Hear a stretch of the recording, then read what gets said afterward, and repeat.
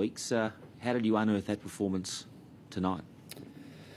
Oh, well, I just think it was a consistent 4 quarters, really, and that's obviously a staple of what you're aimed for. And the players, it's hard to make a call that they had that look in their eyes, but they wanted to do their best to commit to playing every minute of the game. I mean, we've been in most games and we're trying to look forward. We've learned a bit about ourselves in the first 7 rounds, but the bottom line, in being a good side is maintaining a standard for a bit longer than the opposition, and we haven't been able to do it consistently enough. And tonight we did it, and if we do it, we'll get the reward. The boys are more than capable. A lot of promise in our players, and that's just our challenge going forward, just to try and manufacture that every week. Because as I said, I've said week in, week out, our players believe in a system, in the way we play, in all the phases.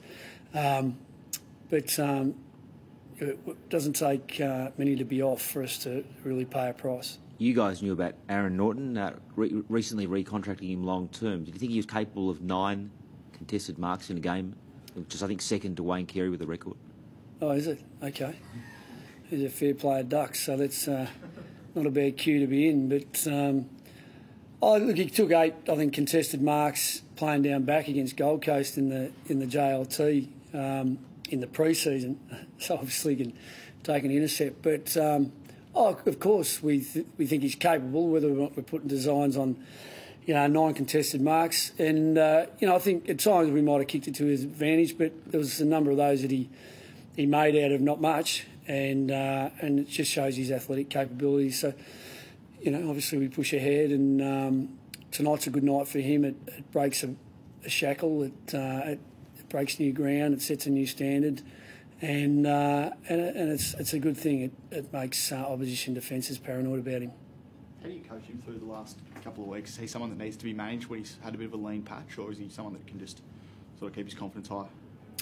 Oh, he's a pretty resilient young fellow, Aaron. He's as far as managing his temperament, that's not a difficult thing. He's obviously a very determined young player. He's got enormous courage. The message usually, with anyone, I mean, we've got a lot of faith in our players. It's just to persevere and teach them the technicalities of playing a role like he plays, and sometimes it's coming up at it, sometimes it's not, sometimes it's staying and calling it in, and it's a difficult team. Our team's a difficult team to get to know your teammates and the way we move the ball, because we haven't been that efficient and effective over time. So perseverance is probably the main message, and obviously he kept his chin up after he's been really trying to compete. Just he hasn't got the spoils, neither have we, and he got them tonight. So it's fantastic to see. How significant a piece of the overall puzzle is it, though, to have it all come to fruition for a key forward like him going forward now for your game plan, for everything you want to do? Oh, well, I mean, this is there's not an art.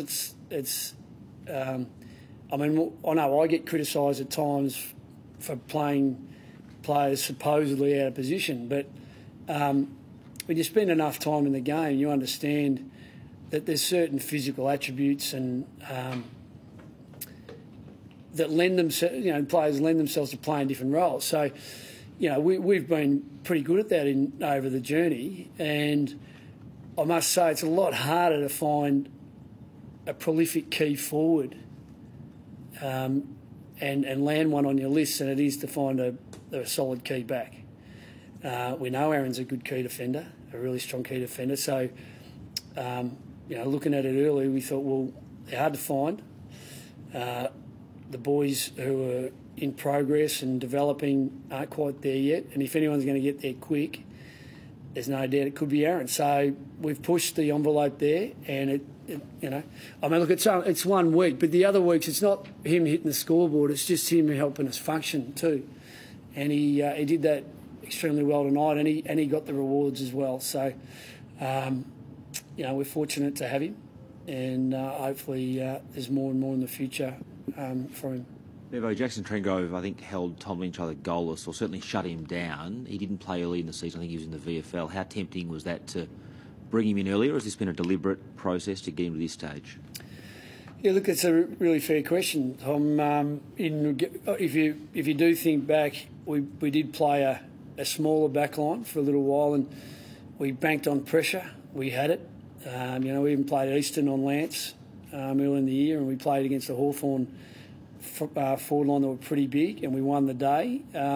So it was kind of working, and Jacko's come to us more in that ruck forward role, and we have used him in defence at times. So it was probably out of necessity more than anything, because we see Jacko being a sort of a multi-role player, but more giving us that competitiveness in the ruck, but we want to bring Tim on.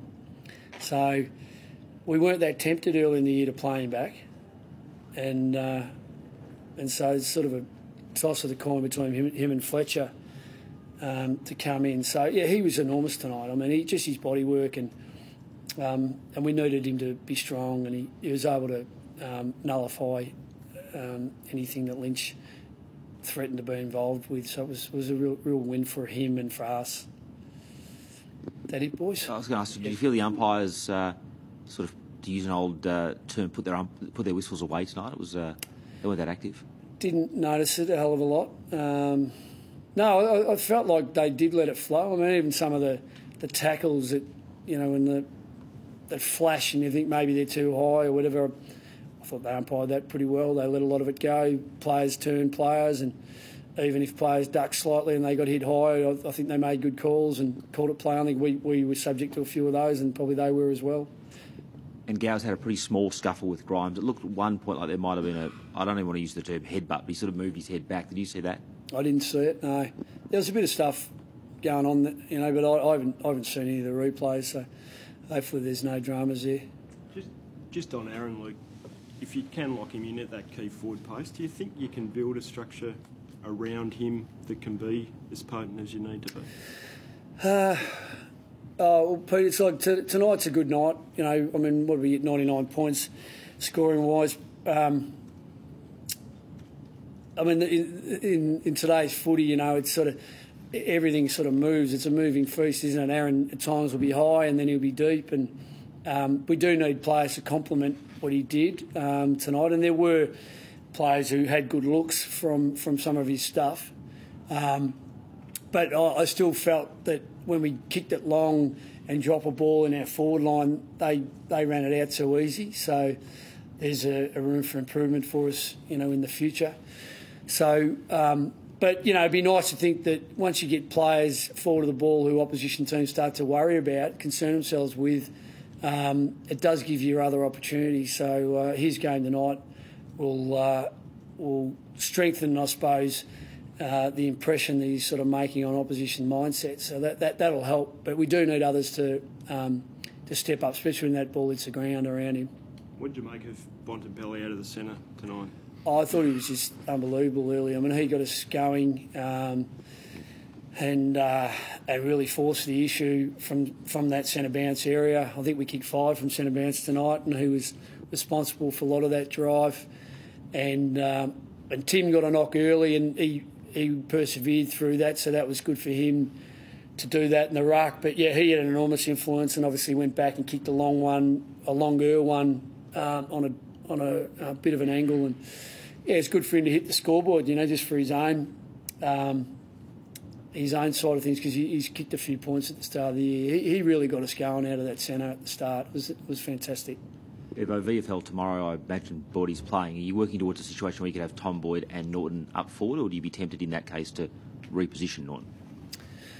Oh, I think it's a long way in the future, Tom, because Tom Boyd's coming from a long way back. I did get asked the same question pre-match, and I'm probably going to have to keep hitting play on a recording, because Tom's just missed a lot of footy. We're hoping maybe in the back end of the year he might become available, but we're not banking on that happening within the next sort of 2 months. He's got a lot of footy to play, a lot of training to do, and then really some productivity at VFL level to then get picked. So it's a long way off. I mean, Shaq's probably a fair way ahead of him at the moment. So Josh should probably benefit, coming in, but we've got to keep looking at that every week and who's available. I mean, tonight, Bill didn't have a lot of the ball, and he had some moments one-on-one, but we felt like he was pretty good, occupying Grimes, who's their main physical and hard-nosed